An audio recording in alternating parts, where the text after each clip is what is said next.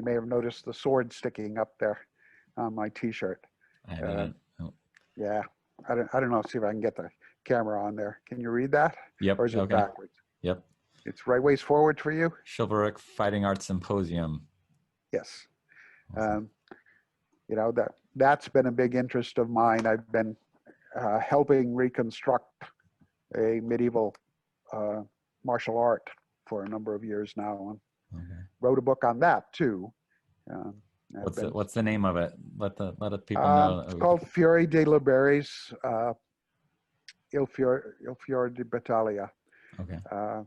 It's put out by Freelance Academy Press, and it's small press that specializes in historical martial arts books, but it's an examination of the teaching structure of this early 15th century manuscript, which is the oldest book we have that covers with pictures the weapons of a knight. Oh, wow, that's awesome.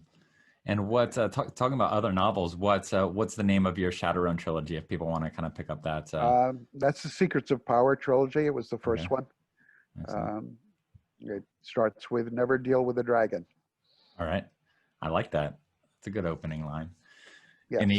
Any other novels for people that want to kind of peruse your work? What are any other ones you're particularly proud of? Well, for people who like military science fiction, I did a couple of books under a pseudonym. Richard Fox. Okay. Spelled like Guy Fawkes. Okay. First one I think is Nature of the Beast, or Face of the Enemy is the first one. Okay. Second one is Nature of the Beast. Awesome. Well, we can wrap there. Thanks, Rob. I really appreciate it. This has been a fun conversation. I look forward to sharing it with the community. Well, I appreciate your wanting to take the time to talk to me. Like I said, I hear about this stuff occasionally, but I talk BattleTech even less than Michael does.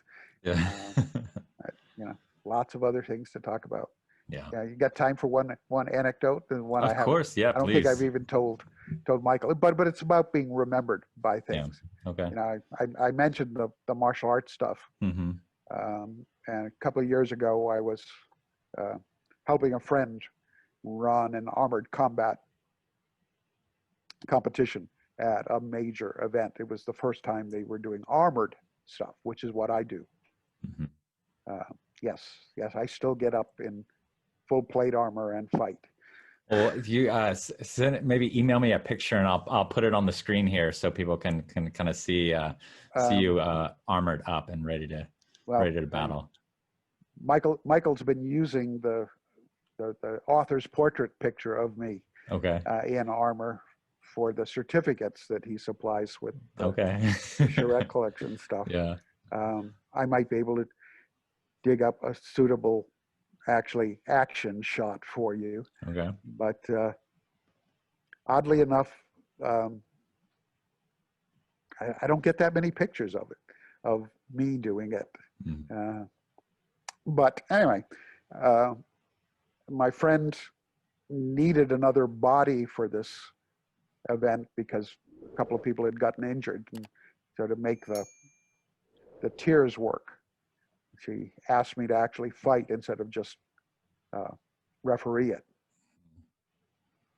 And so I ended up finaling with the younger fellow, about half my age. And they actually did a live stream of that. And oddly enough, we geared up out of sight of the audience. So when we came out, we were fully helmeted and stuff.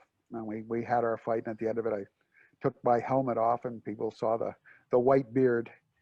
And even though I'm deaf and fight without my hearing aid, I could hear the intake of breath. Awesome. Because it came right down to the wire. There was a 1 point difference. Mm-hmm. And they gave it to him. And the unfortunate thing is, my friend had asked me to do a particular action during the fight, which I did. And she wanted me to hit this other fellow, who was a friend of mine, in his unarmored leg, which is a dangerous thing to do. Not just hard, but dangerous. Legs are hard targets. But I did it. But because he was my friend, I hit him lightly. I pulled my shot. I later found out the other referee who could see it said, yeah, I saw him hit there, but he pulled his shot. Oh, no. So I didn't call it. And that would have been worth 2 points, and I would have won by 2 points. Yeah. Oh, man. But why am I telling you this story? Yeah. Because later that night, most of the guys who were in the thing were sitting at the same table for the dinner. And I was talking to my friend who's a Shadowrun fan, who didn't know I'd written Shadowrun before she got to know me. And I mentioned Shadowrun in part of our conversation. From across the table, I could see the guys on the other side, eyes go wide and kind of look at each other and do the math. Yeah. They would Shadowrun together with BattleTech because they were BattleTech fans. And that's when they realized that I was the same Bob Charrette. Yeah. So I subsequently went to, go to I went to one of their practices, and, one of their big bruiser guy, who in the course of that event I pushed out of the list. I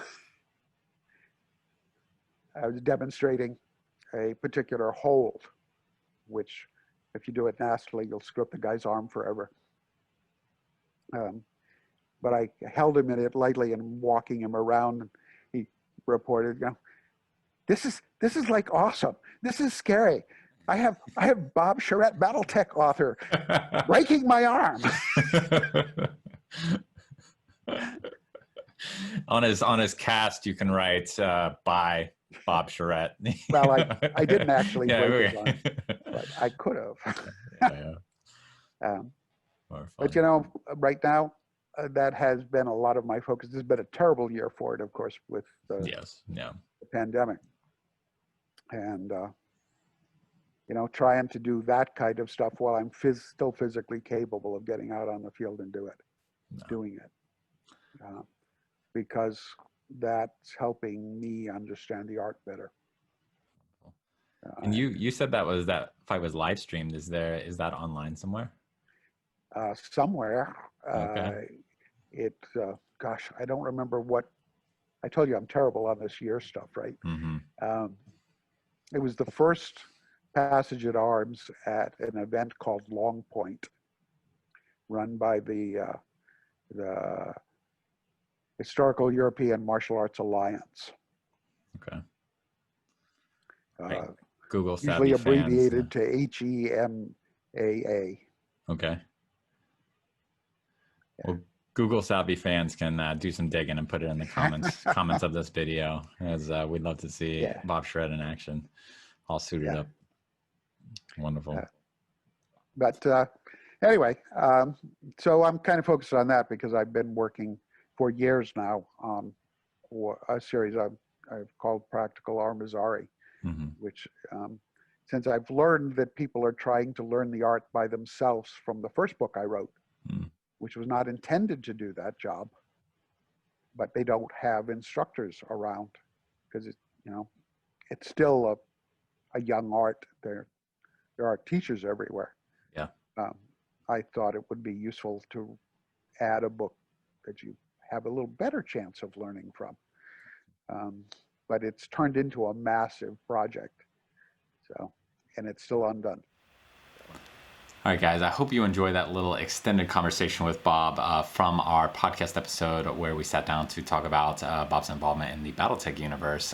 If you happen to find this video before that primary conversation and you have an interest in the BattleTech universe, or even just the interest in kind of, writing books and how books are written and kind of the styles and learning how to write or learning how to sculpt, because we talk a lot about Bob's work in sculpting as well. A lot of amazing content there. Honestly, whether you're a BattleTech fan fan or not. So definitely check that out if you have an interest. In the meantime, I'll put some links down below for Bob's book on this medieval combat and this medieval fighting style. I'm not going to pronounce it. It's a little bit beyond my pronunciation skills, but you can kind of click on that link to pick up a copy for yourself. I'll also provide links to the Charrette collection, where Michael Todd has been curating a lot of Bob's personal items and selling them to the community for any collectors out there that are interested in kind of adding a little bit of history, whether it's BattleTech, and I think they might be kind of diving into some Shadowrun in the future as well. So definitely check that out. And finally, before I sign off, I do want to put an appeal out there for you guys. If you have been watching this content and enjoying this content, please consider visiting Renegade HPG on Patreon. So that's patreon.com/Renegade HPG. And just for the price of a cup of coffee every month, you can kind of join with other fans of the channel towards crowdfunding the expenses of this and kind of helping me pay for the cost of producing this content for you guys to enjoy. So thank you very much for watching, and I hope you enjoyed, and definitely make sure you're subscribing if you want to see more content like this. I have some amazing interviews coming up, and looking forward to sharing those with you as well. But this is Travis signing off. Take care, guys. Bye.